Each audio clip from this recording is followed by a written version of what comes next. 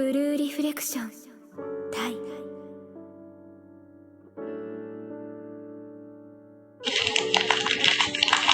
Yu-Gi-Oh! Is a complicated game. You wouldn't expect a game that came from a children's TV show to have as much depth as it does. With its long card text and tens of thousands of cards to play with, Yu-Gi-Oh! Has stood out as one of the most difficult TCGs to get a grasp of. And with this much depth comes rules. And boy, does Yu-Gi-Oh! Have a lot of rules. But not all rules existed since Yugi first summoned Dark Magician. Some of these rules were added or changed due to players thinking they had outsmarted the game itself. So here are 5 times Yu-Gi-Oh! Players had a hand, official tournament rules being changed.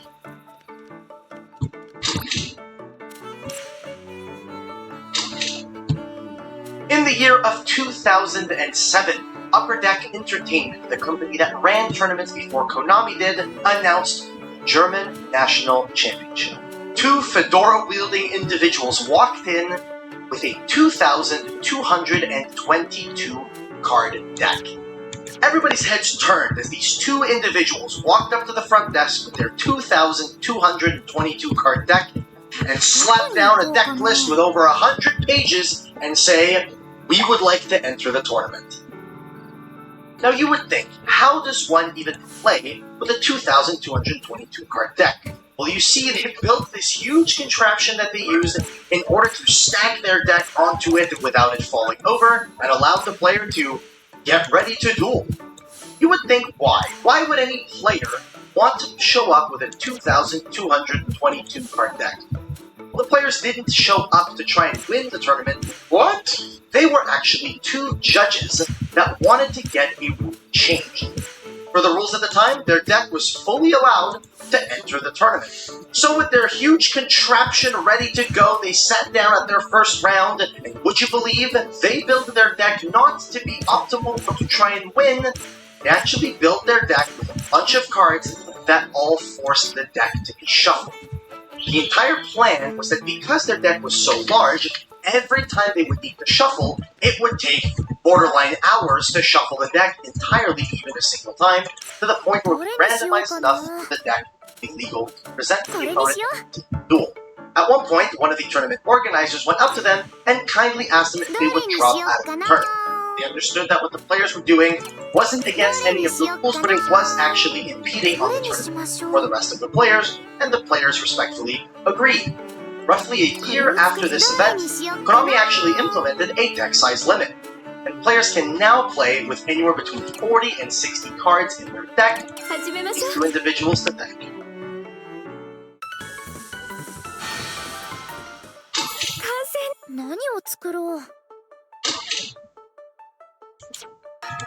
On March 7th of 2015, ARG Fort Lauderdale was taking place. Now, for those of you that are unaware of what an ARG is, it's an unofficial series of tournaments that was run by a store called Alter Reality Games, hence ARG. On this day at ARG Fort Lauderdale, Patrick Hoban, one of the best players in the world at the time, was a reigning national champion, was playing Necros, which is a ritual deck that was considered to be the best deck of the format. He was playing something a little bit special with his deck.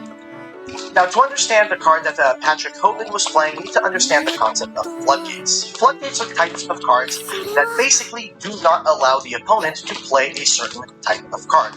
In his deck, Patrick Hoban was playing Jin Releaser of Rituals, and Jin Releaser of Rituals basically made it so that any ritual monster that was ritual summoned using the Jin as material would prevent your opponent from special summoning anything while that ritual monster remains on the field.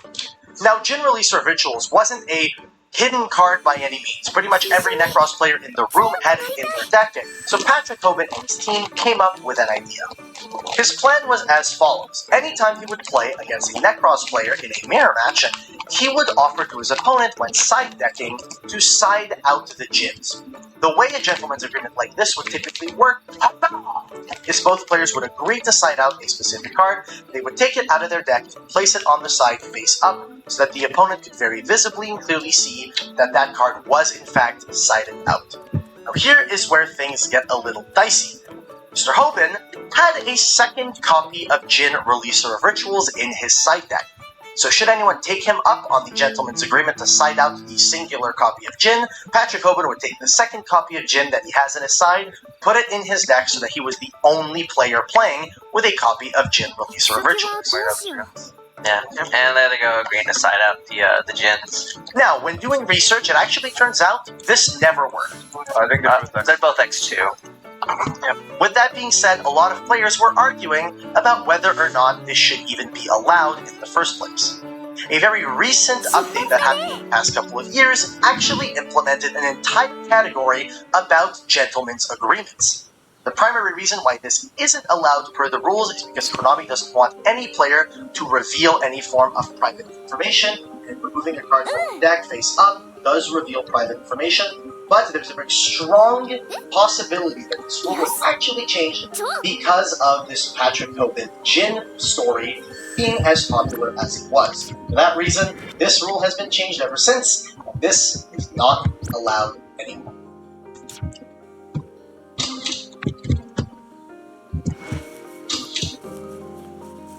Moving on to something a little bit more technical. This is less so a play that happened by a single player, and more so a play that happened by the entirety of the player base. So certain cards in Yu-Gi-Oh! Have effects that allow you to attempt to guess a card from your opponent's hand, guess a card that's in your opponent's deck in order to do a specific action. Now, it's important to note before we move on that Yu-Gi-Oh! Doesn't have any fail-to-find rules, and previously, any card that would make you guess a card out of your opponent's hand or guess a card out of your opponent's deck required a verification. So, for example, if I'm activating Ordeal of a Traveler, and my opponent needs to guess what type of card is in my hand, they select a card and then they call a spell, I would have to show them the card in order to reveal to them whether or not it is a spell. This led to a very interesting scenario where certain cards actually had bonus effects that weren't written on the card. The most important card for this situation is Mind Crush. Mind Crush is a very powerful card that allows you to declare a card. If your opponent has that card or multiple copies of that card in their hand, they need to discard those copies of that card. Now, the reason this influenced Mind Crush a lot is specifically because Mind Crush would have the additional bonus effect that if your opponent had the card or didn't have the card in their hand, they would need to reveal their entire hand to prove to you that they do not have that copy, or that they do not have multiple copies if they've only discarded a single copy of the card. Because of how much this buffed Mind Crush was a card that was in so many players' side decks, it was everywhere. There were a lot of players at the time that were advocating for Mind Crush to get banned because of this. Konami actually listened, and on April 3rd of 2019, pushed out a tournament policy update changing the entirety of the hand and deck verification rules. Another facet of the hand and deck verification rule was the fact that if I activate a card such as Reinforcement of the Army thinking that I had a warrior monster in my deck, and I actually picked up my deck and didn't have a warrior monster at all, I would have to hand my deck to my opponent for them to verify that I actually do not have a legal search. So the new update that they made to the hand and deck verification rules actually changed a lot. It made Mind Crush significantly weaker and removed the entire deck verification in general. So basically what the new rule was if you declared a card such as Mind Crush, if you declared a card in their hand, they would simply discard or not discard, and you would not verify their hand. You simply need to trust that your opponent is not lying.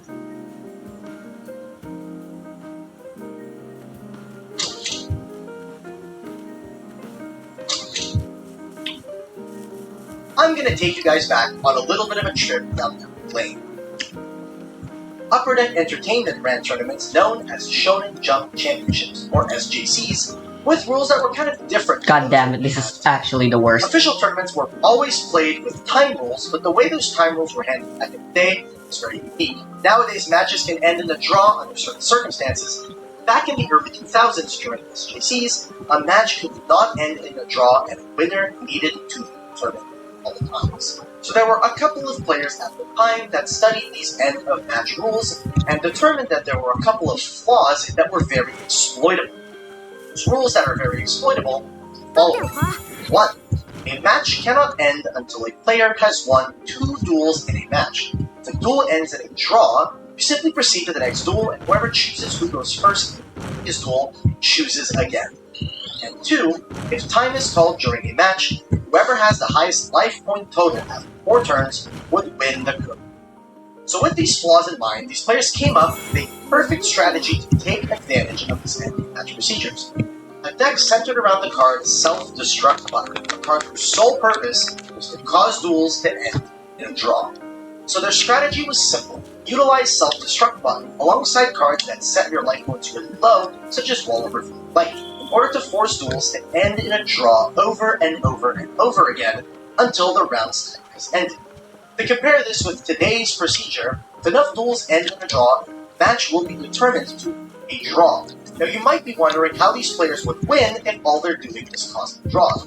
Right before the timer runs out, these players would side deck out of their self-destruct button strategy, side in cards that increase their life points or lower their opponent's life points in order to win via the end of match time procedures, rather than by reducing their opponent's life points to 0. The reason why this strategy worked is that per the time rules at the time, once the timer is over and the time rules are called, players are no longer allowed to side deck, meaning that these players would swap into their strategy right before the time is called, and the opponent cannot swap their strategy, take advantage of the time rules, and win the time. Now you might be thinking, Yu-Gi-Oh! Is no stranger to strategies intended to cheese out wins, so why would this cause any sort of rule change? There's actually 2 logistical issues with decks like these. As we know, Konami doesn't like it when outside factors begin playing a part in a player winning or losing the match. The end of match procedures exist to make it so rounds don't go for long, not for someone to basically stall the match all the way to time in order to essentially unlock when you win the match. And the second reason is that a deck like this could realistically continue to cause draw after draw after draw, even after the round time has ended, resulting in everyone in the room needing to wait on the conclusion of a single match for the next round to begin.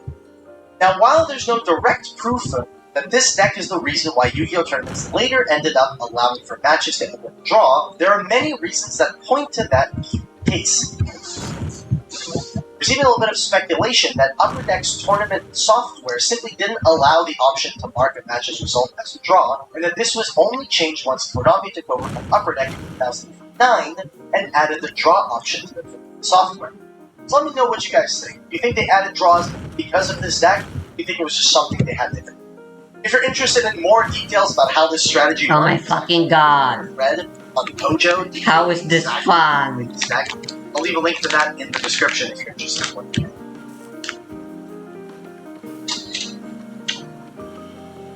There's a checkpoint at least. In card games, sometimes you have trolls that find loopholes in the rules to do something funny, but others find loopholes to help them win in unconventional ways. In Yu-Gi-Oh! There are some rare instances where card effects could influence the way those are handled is changed. In order to understand this rule change, you need to understand key concepts. Controlled loop, as well as the concept of an uncontrolled loop. A controlled loop is essentially a loop where a player has multiple effects that they can just choose to activate in any sequence or order that would loop infinitely. An example of this would be if a player finds some way to scale Dogger as psychic monster, they can equip charging cell to it, basically allows them to not once per hit Dogger to use it infinite times. To do this, scale Dogger to send monster to the graveyard, then scale Dogger again to send Cypher Omega from the card, use the Cypher mode Omega itself and the first action a card that was sent back to the motion. This causes one perfect basically be activated by the player as often as they like. A controlled or handle means that the player has a loop such as the here, they can basically perform it once, that it is done again, and then they simply tell their opponent times the machine use the loop, and afterwards they can use the loop. So those ちょっとお願いがあるんだけど。いいよ。何をすればいいの？いくつか。ありが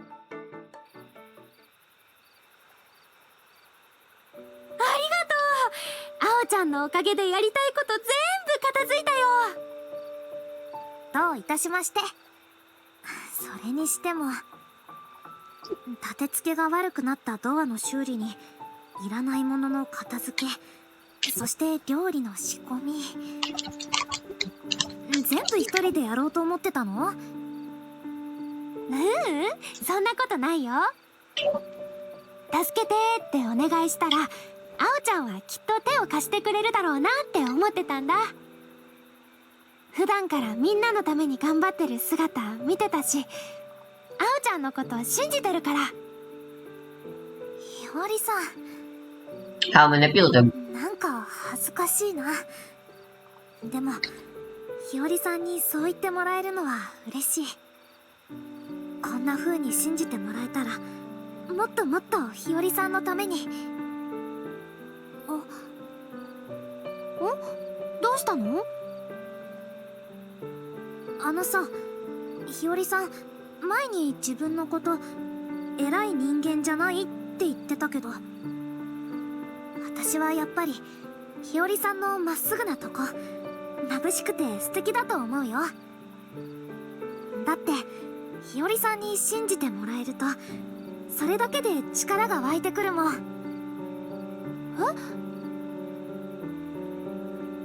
ていうか、ひよりさんは物事の表の側しか見えてないって言ってたけど、表の自分ってその人が見せたい自分だと思うんだ。それを信じてちゃんと見てくれる人がいる。だから頑張れるっていう人はきっとたくさんいるはず。そうなのかな。あおちゃん、自分を信じて。ひよりさんと関わった人たちは多分だけど、ひよりさんのそういう部分に救われたんだと思う。私はめっちゃ救われてるよ。ついからかっちゃったりするけど。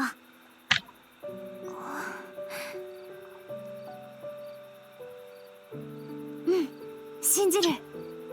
私を信じてくれるあおちゃんを信じる。そっか。なんか元気出てきちゃった。よーし、これからも頑張るぞー。って何を頑張るの？いろいろ。そう言ってひよりさんが笑顔を浮かべるのは、私に笑ってほしいからなのかもしれない。そんなひよりさんの力に私はなりたい。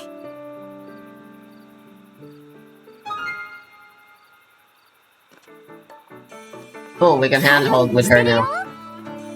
69. Nice. Dang it.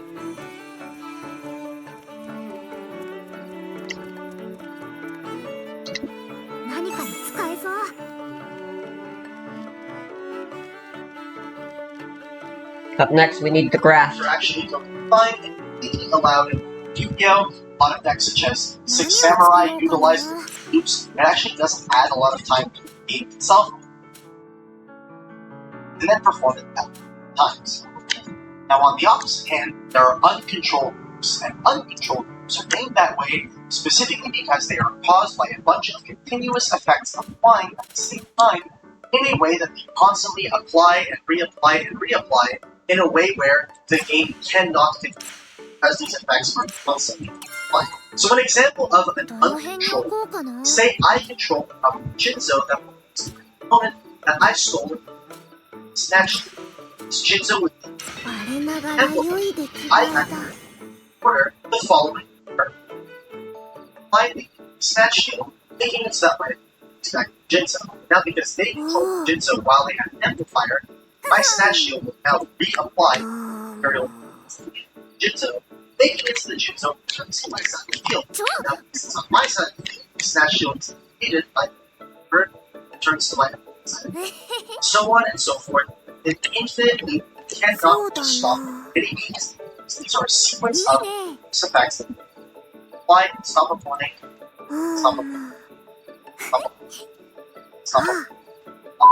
Now I know what you're thinking. Coder, there's no way this happens remotely often in tournaments for anything. And you know what? Right. The most famous instance of this actually occurred on my stream. one point I was taking judge calls on dueling book and often call where a player had a very interesting board setup.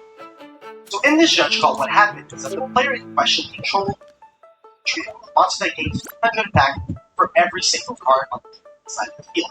They also controlled a monster that had 2,700 attack, but was also equipped basically, which would buff its attack up 1,000. However, there was also a hold position on the field. A card that says the monster on the field whose attack is unaffected by spell effects. So currently they control the Purgatory Trio at 6, Battle Shogun at 7. Welcome. I, Welcome. I mean, 20 minutes is good. I was planning on playing for longer, but I mean, I guess we're ending things there. You're playing what? Whatever. Stupid. Stupid what? Excuse me? What's Stupid happening? magical girl anime game bullshit. Ah, okay.